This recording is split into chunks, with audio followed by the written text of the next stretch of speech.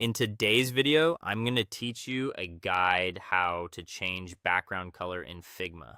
By the end, you'll know how to adjust the overall canvas background and how to set a specific background color for an individual frame so your designs look exactly the way you intend. Start by opening Figma in your browser or the desktop app, then open the design file you want to work on. Once you're in, let's first change the main background you see behind everything on the canvas. To do that, make sure nothing is selected. If a layer is active, press Escape or click on an empty area of the canvas to clear the selection. You'll know it worked when the right-hand panel shows the page properties. There, you'll find the background color swatch. Click the color chip to open the color picker, then choose the hue you want. You can drag within the picker, type a hex value, or adjust HSB and RGB, and use the opacity slider if you want something lighter or more subtle. A quick tip: this page background is purely for your working environment and previews. It won't export with a frame or component unless you've explicitly included a shape inside a frame.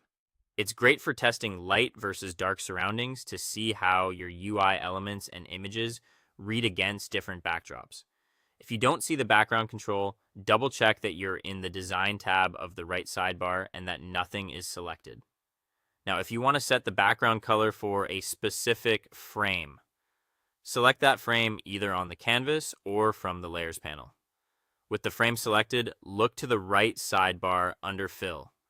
Make sure Fill is enabled, then click the color swatch to open the picker.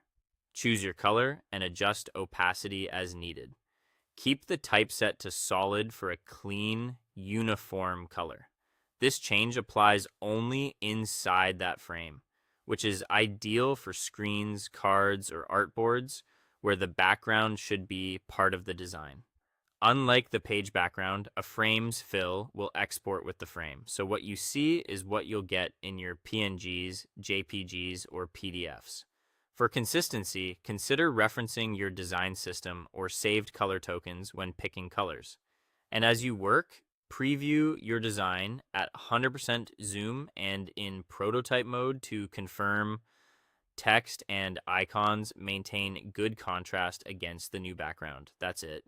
Change the page background when you want to adjust the overall canvas and change the frame.